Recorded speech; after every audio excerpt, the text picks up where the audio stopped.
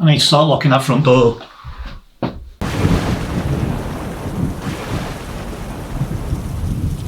Hello everyone, happy Halloween and welcome to another Rewind review. In this video we do the time warp again as we take a look at a movie that I've been dying to do all year. And that is the Rocky Horror Picture Show. Released in 1975 and based on the stage show from 1973, a rain-soaked couple take refuge in the castle of a transvestite mad scientist from outer space, who is about to unveil his greatest creation. Written by Richard O'Brien and Jim Sharman, who also directs, the dark comedy musical stars Tim Curry, Susan Sarandon, Barry Bostwick, Richard O'Brien, Patricia Quinn, Nell Campbell, Jonathan Adams, Peter Hinwood, Meatloaf, and many more. Full disclosure, I was fully prepared to dress up like Frank-N-Furter in the intro, but I got stage fright. The mind was willing, but you definitely don't want to see me in tights. I'd have to buy all that stuff as well, you know how awkward that would be to explain. It's nothing bad, it's just for a video I'll post online. You what? Anyway, this may come as a slight surprise. I had never actually seen this movie or the stage show before, which came as a bit of a shock to my mum, who absolutely loves this by the way. But I did have an idea for what I was in for. At least I thought I did. I knew 2 of the songs, I knew about Tim Curry, I had seen a few clips from the opening act of this movie, but that was it. So I wasn't quite as prepared for this as I thought I was. This has been on my watch list for years and I honestly can't say why I didn't see it. But I knew I needed to do it this year. Partly to just see it and cross it off my list, but also because, and I'm sorry about this, in 2025, the Rocky Horror Picture Show is celebrating its 50th anniversary. Oh yeah, and even if it isn't a full-on horror movie, I thought it would be a fun way to cap off this year's Halloween season. So now I can officially say, I have seen it! So was it worth the wait, or should I say, did it satisfy my anticipation?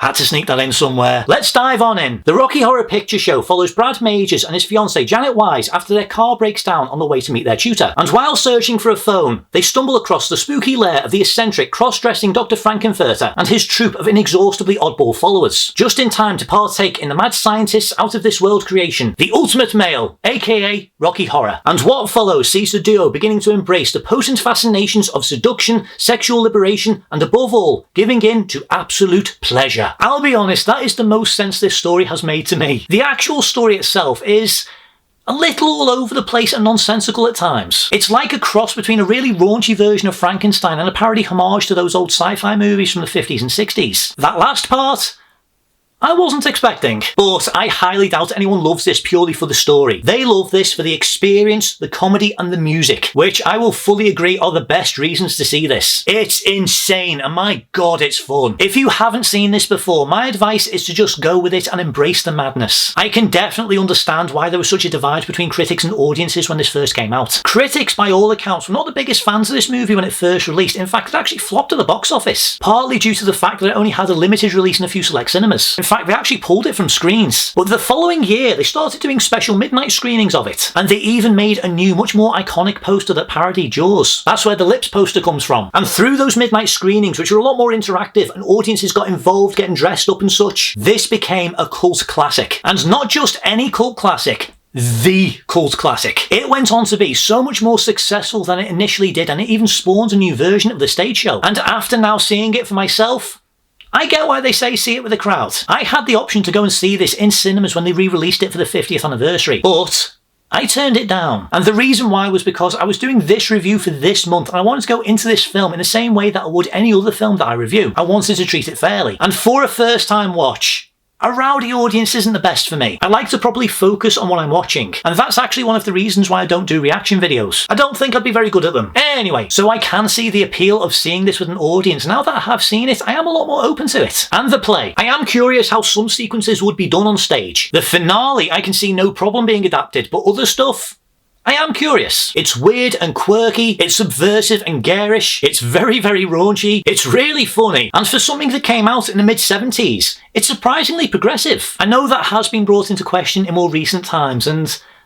I'm not an expert on this stuff. It came out in the 70s, it's going to feel dated in some areas no matter what. All I can say is that I am surprised just how far they actually do manage to go in this movie, considering what attitudes were like in the 70s and 80s. This has a very unique style and presentation, from the way it breaks the fourth wall to the really unique fades and transitions between scenes, to the almost madcap cinematography. I would not be surprised if people like Baz Luhrmann wasn't influenced by this when he was making things like Moulin Rouge and Strictly Ballroom. It really stands out and it is highly memorable, and very lively too, and I definitely definitely think that some substances were used when they were making this. I spent a good amount of time watching this movie just saying to myself, what am I watching? Anyway, one of the biggest reasons this movie is as memorable as it is the characters and the cast. The best of which, without question, is the legend that is Tim Curry. Tim Curry plays the mad scientist Dr. Frank-N-Furter, and he quite literally steals the movie. It may start off with Brad and Janet, but when Frank-N-Furter bursts on screen, it completely switches to him. And no, that is not a bad thing at all, because he is without question the best part of the film. He has such an amazing, confident screen presence, and he is so enjoyable to watch. Equal parts funny and terrifying, he's incredible, and near everything he comes out with is gold. It's not easy having a good time. Even smiling makes my face ache.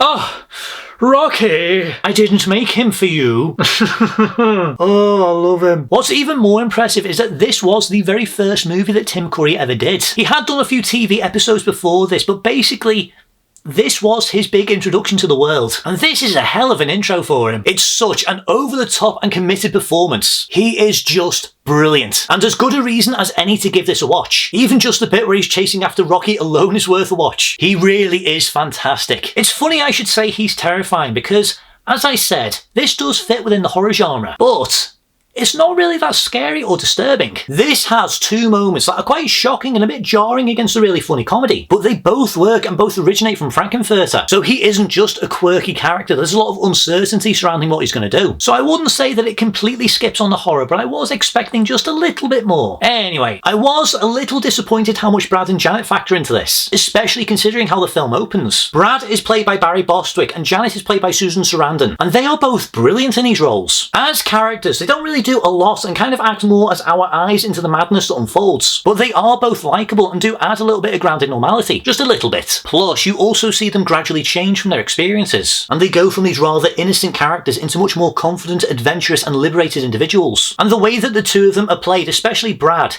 this is where the influence from the 50s sci-fi movies really comes into play. They do feel like characters that you would see in 1950s sci-fi films. They do kind of blur into the sidelines a bit when Frank-N-Furter arrives, but they are fun in their own ways and they do get some good song moments as well. Most of the other characters I feel are much more memorable and quirky, such as Riff Raff played by writer Richard O'Brien, who has the best way of talking in this. Magenta played by Patricia Quinn. I love that little hand thing they do. Columbia played by Nell Campbell, and of course Rocky Horror himself played by Peter Hinwood. They each get a few moments to stand out and be funny as well, and the way each of them is portrayed and how they fit into the overall story is pretty good. Same with Jonathan Adams as Dr. Everett V. Scott, and even Meatloaf in a pretty short-lived and manic appearance as a character called Eddie. That was one of the what the hell moments. It's a fun sequence though. And then of course we have the narrator, aka the criminologist, who helps guide us through the story. He's played brilliantly by a very dramatic Charles Gray, and pops up throughout the film before and after each sequence. I don't think he's a 100% necessary addition to this, but he does help fill in a few plot developments and helps it feel a bit more cohesive. Plus, seeing him get involved in the dance sequences is quite fun. He's played well and adds an extra something to help this stand out. I think it's about time to talk about the songs and music. This is a full-on musical and the songs are brilliantly catchy. All of the songs were written by Richard O'Brien and they're used in a way to help tell the story and liven things up. There's a wide variety of songs and musical sequences that are so memorable and zany. Again, I understand why they say see this with the crowd. The vocal performances are really good too, and there's some really great harmonising at times. Honestly, I have no issues with the singing whatsoever. Everyone is on top form. I honestly don't know how I just didn't hear any of these songs until I saw the film. The only ones I knew, and I feel like this will be the case for everyone who hasn't seen it, is Time Warp and Sweet Transvestite. They're both amazing sequences and a great introduction into Frank-N-Furter's world. I was actually quite surprised how early into the movie Time Warp is, because for some reason I was convinced that it was either at the midway point or at the finale. Damn it, Janet was something that my mum would quote quite often when I was younger, and I never understood where it came from. I do now. Science fiction double feature was also a really unique way to open the film, where it's just Patricia Quinn's lips on screen in between the titles. But no, that isn't her singing. And that's partially where the lips poster originates from. Ironically,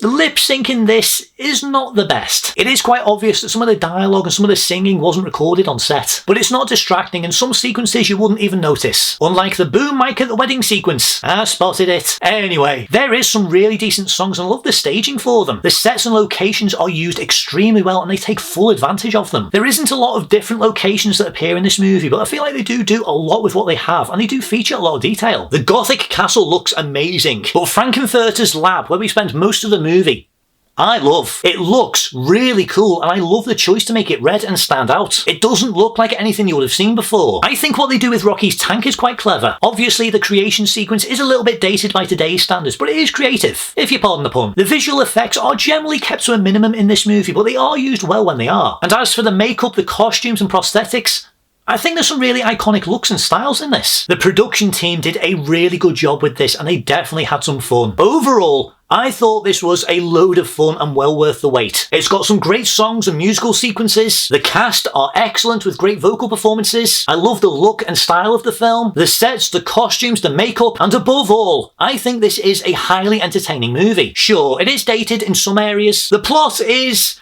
a bit mixed and doesn't always make sense, but it shouldn't matter too much because this is a ball from start to finish. It's energetic, lively, very memorable, and absolutely worth a watch. It's definitely not going to be for everyone, but I do think that this is still worth watching. I had a load of fun with it. I can definitely see why so many people love it, and I am so glad that after all this time, I finally got to see it, and it did not disappoint. So with all that being said, my rating for the Rocky Horror Picture Show is an 8 out of 10. Right, that is pretty much everything I want to say for this video, so if you have watched this video, thank you very much for watching. If you enjoy this content, please be sure to like, subscribe, and hit that notification button. If you have seen the Rocky Horror Picture Show, let me know down in the comments what you think about it. What's your favourite Tim Curry movie? Or what's your favourite musical? Whatever it is, let me know down below. Plus, if you have any suggestions for any future Rewind reviews you would like to see me do in the future, let me know down below. But until next time, thank you very much for watching, stay safe, have a happy Halloween, and I'll see you in the next video. See you guys.